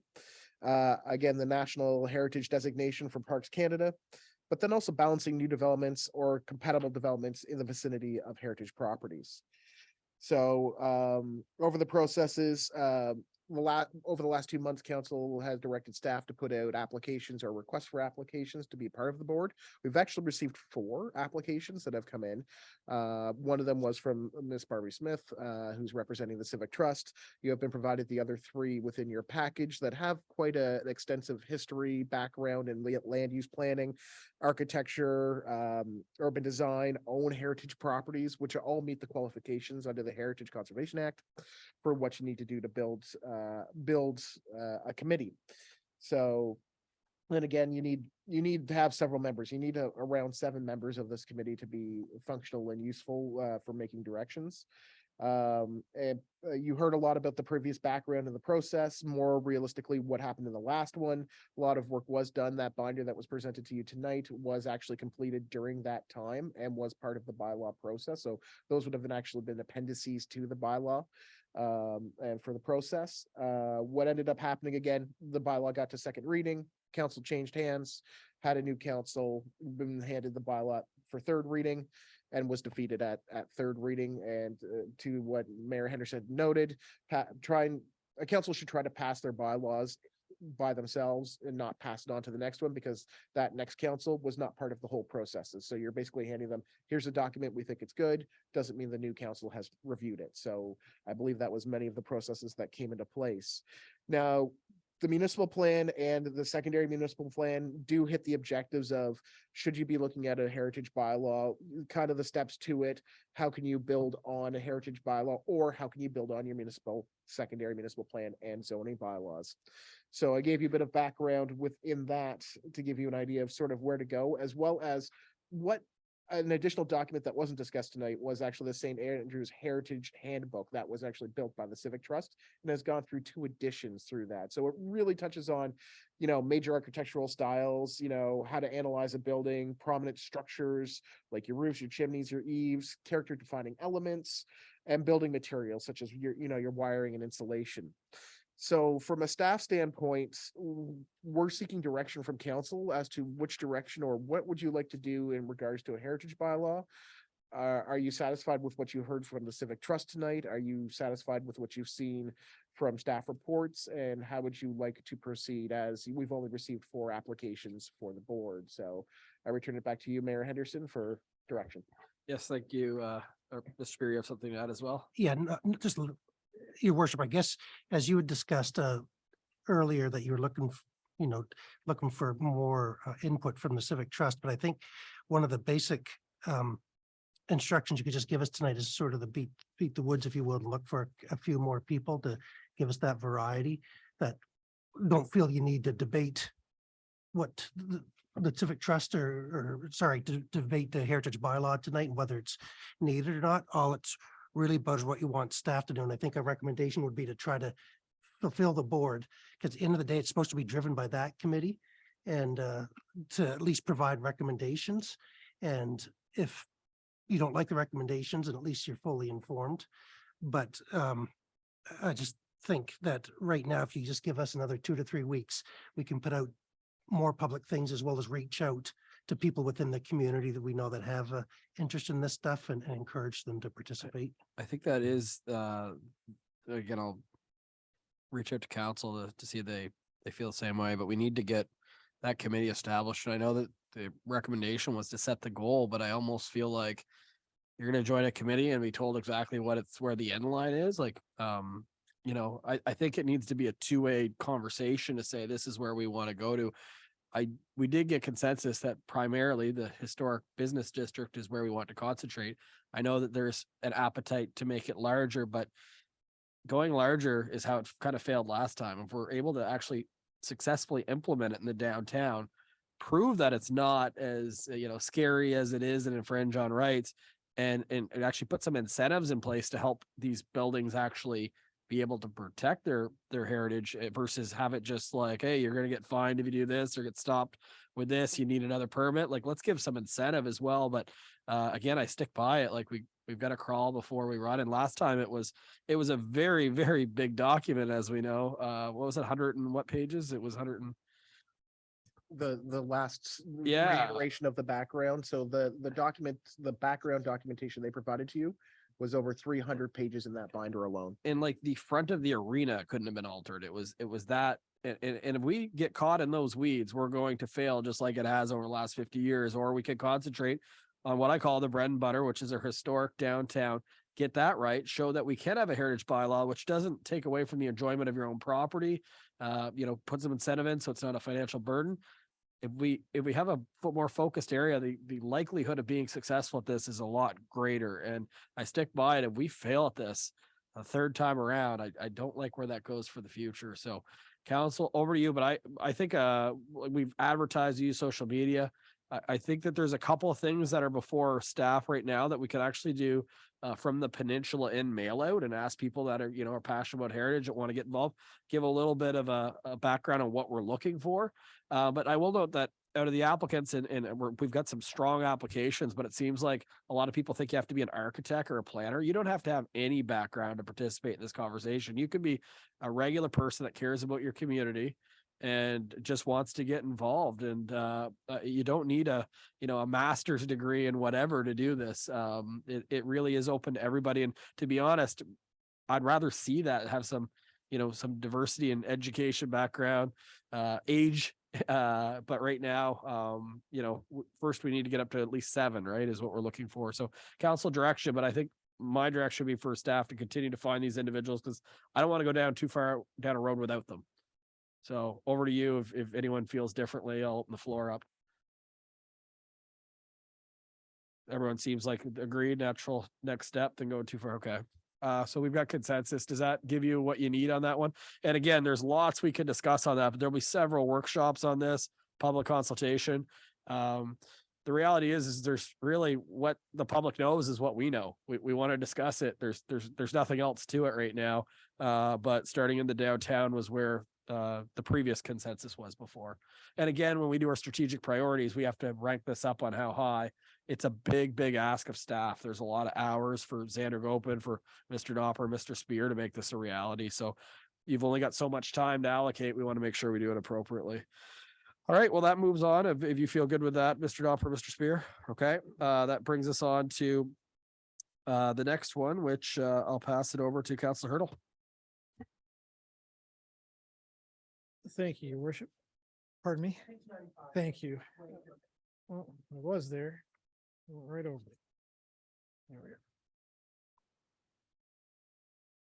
go. This is in reference to BTHC 230205, and the subject is bylaw number 23-01, a bylaw relating to a tourism accommodation levy in the town of St. Andrews, first reading. The background is that with the recent changes from local governance reform, the town of St. Andrews must review each bylaw and make revisions based on the new entity. Provided for the council's consideration is bylaw number 23-01, a bylaw relating to a tourism accommodation levy in the town of St. Andrews. Please see the attached staff report for details on the suggested changes from bylaw number 19-06, the previous tourism accommodation levy bylaw to the updated bylaw number 23-01. The bylaw process will be first reading, then public hearing of objections and comments, followed by second reading, and then finally the third and final reading. If council proceeds with first reading and a calling of public hearing of objection, all tourism accommodations that we have on record for St. Andrews, Bayside, and Shamcook will be notified of the public hearing and encouraged to provide feedback. And the motion before us is that the council of the town of St. Andrews grants leave for the first reading to bylaw number 23-01, a bylaw relating to a tourism accommodation levy in the town of St. Andrews, and I so move. Thank you very much. A seconder for that one. I've got Councillor Bennett. Discussion on this one? I will add in this bylaw didn't just fall out of the sky. There was a meeting between town staff, myself, the Explore St. Andrews and the Chamber of Commerce. So all the stakeholders. And I will say that just for the information of council, they were all in alignment kind of, and they will have a chance to weigh in on this document, but they were part of forming it as well. So if there's no other questions, I will call. All in favor of going to first reading, please signify by saying aye. That is everybody. So I will read it by title. This is bylaw number 23-01, a bylaw relating to a tourism accommodation levy in the town of St. Andrews. Number 1 is title. Number 2 is definitions. Number 3 is schedule amendments. Number 4 is schedule amendments. Number 5 is exemptions. Number 6 is registration of operator. Number 7 is collection by operators. Number 8 is report and remittance of levy. Number 9 is records. Number 10 is administration. Number 11 is interest. 12 is enforcement. 13 is action on arrears. 14 is offenses. 15 is bylaw repealed, and 16 is effective date. This was read for the first time on the 6th day of February of 2023. Next motion.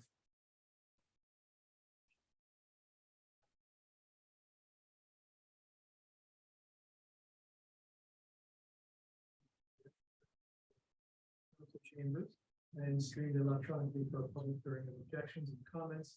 The bylaw number 23-01, a bylaw relating to a tourism accommodation by the town of St. Andrews, and I so move. Thank you very much. A seconder for that one. Councillor Heenan won that one. So any discussion on this one? All right, all in favor of approving this motion, please signify by saying aye. And there's no one contrary minded. I will say that I believe Mr. Knopper's plan of this did go through, is you're going to do your best to contact everybody, especially in Shamcook Bayside that operates. A lot of them are already paying it optionally.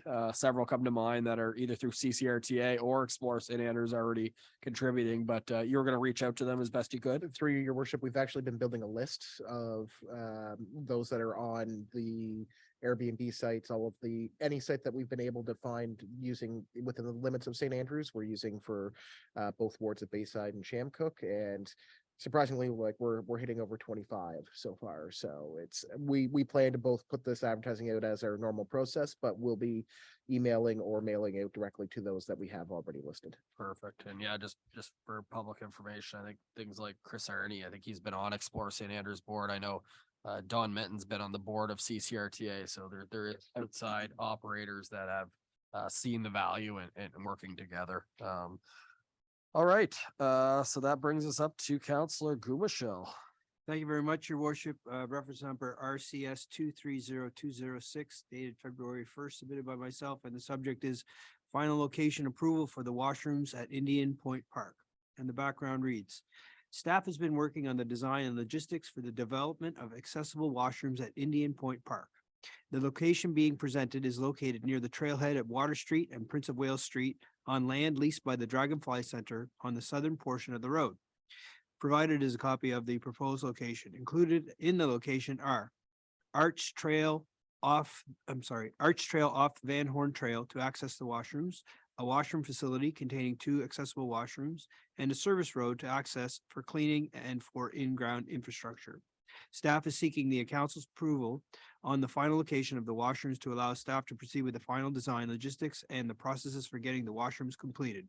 The Dragonfly Center has given verbal approval to amend the lease to allow the structure. If council is okay with this moving forward, we will work with them to finalize the agreement. The motion reads that council of the town of St. Andrews approves the location of the new public washrooms at Indian Point Park along the Van Horn Trail near the trailhead of Water Street and Prince of Wales Streets. and I'd make that motion, your worship. Thank you very much, Councillor Gubishal. A seconder for that one. Got Councillor Hurdle. And discussion on that one. And just for council's information, myself along with Mr. Spear and Mr. Nopper did meet with the Passamaquoddy and present at this location. It was definitely the preferred location versus the open green space. So they very much appreciated it and had no concerns. So just for the information on that location.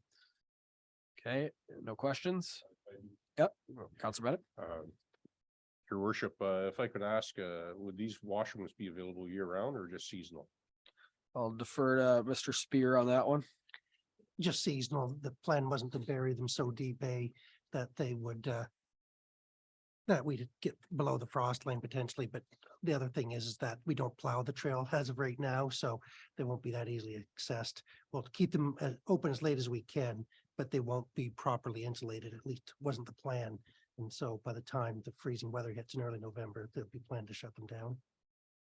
It isn't, when it comes to stuff like these public washrooms, the actual building of them isn't the real expense. It's the cleaning of them, which we've seen is quite pricey for year round. But there is discussion. I did have a resident ask me if we consider plowing that particular section of the trail, just simply for the fact that when you go around the point, it's very cold. And when people do the loop, it would be very beneficial. Now, there is concerns over ice when you do that. Obviously, we have partners with the with Sortie to make sure, because it is their just as much their asset as it is the town, since they did invest in it. But there is a little bit of a voice out there that that's something we should discuss in an upcoming meeting. But the plan was not to insulate those, correct?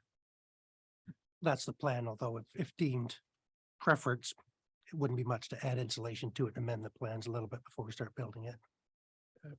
So does that answer the question? Perfect, no problem. Anyone else? Councillor Blanchard.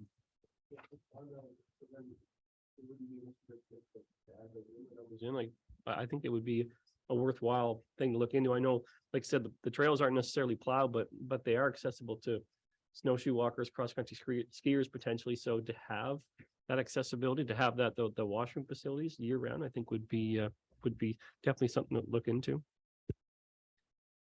Is it worth for council to approve the location and then they'll follow back up on what the price difference is? Keep in mind that these funds would be probably coming out of the tourism accommodation levy, because this is something that enhances a tourism offering in our community as part of our product development, right? So Mr. Spear, is that something that you could follow back up with council on? You would still award the location and you'll just circle back to us. Yeah, before just have proceeding. to have discussions with the designer and stuff and see what total cost is, but it won't change the location any. Does that sound good to you, Councillor Blanchard? And it kind of goes with your comment as well. We could circle back before we start building. Chances are you're not going to be building this month anyway. Okay, unless there's any other questions, I will call. Okay, all in favor of this motion, please signify by saying aye. Aye. That's everybody that has been approved. All right, and Councillor Gubishal, I believe you have one left. Thank you, worship. And the last motion this evening is reference number RCS 230207, submitted by myself, and the subject is Community Assistance Grant Request, New Brunswick Community College Accessible Garden Planters.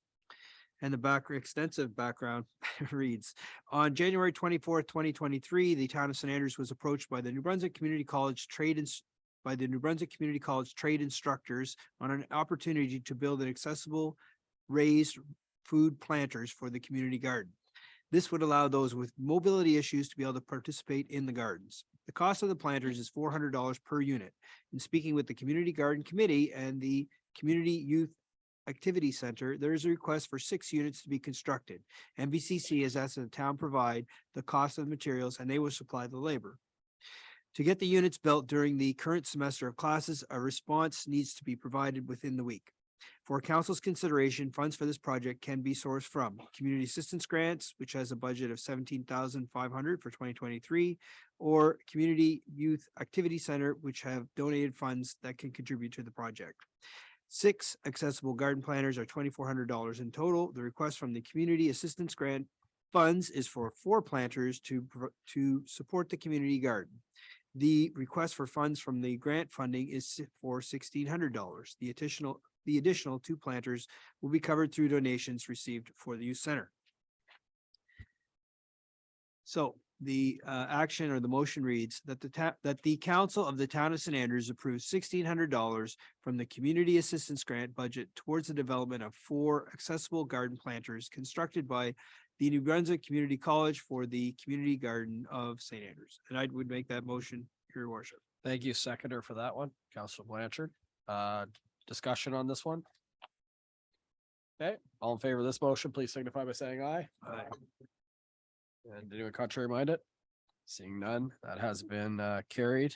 Thank you, the New Brunswick Community College, for offering to do this project for us. It certainly would be at a much reduced price considering labor is included for just the cost of materials. So nice to have them partner and help improve the community. And of course, with Jackson coming in and giving us a red shirt, it's good to make some things more accessible in the community as well. And sometimes small wins do add up. So great to see. All right, that takes us through all of the motions. Nothing under planning and economic development for Council Heenan tonight, which is rare, but new business, nothing under that. So we are in question period. Is there any questions that were submitted online? Your worship, I haven't received anything via email. For those that are in attendance, if you have a question for council on tonight's agenda, please raise your hand. While we're waiting for just to give them a moment to look for the raised hand, is there any questions from anyone in the audience this evening? No questions from the audience, so it doesn't appear there's any online either. No so, online, your worship. Sounds good. And I'll go to Councillor or Deputy Mayor's comments. Would any member of council like to comment on anything, or Deputy Mayor this evening? Deputy Mayor, go ahead. Thank you, your worship. I just want to speak on the drum making workshop, which was scheduled for February 18th and 19th.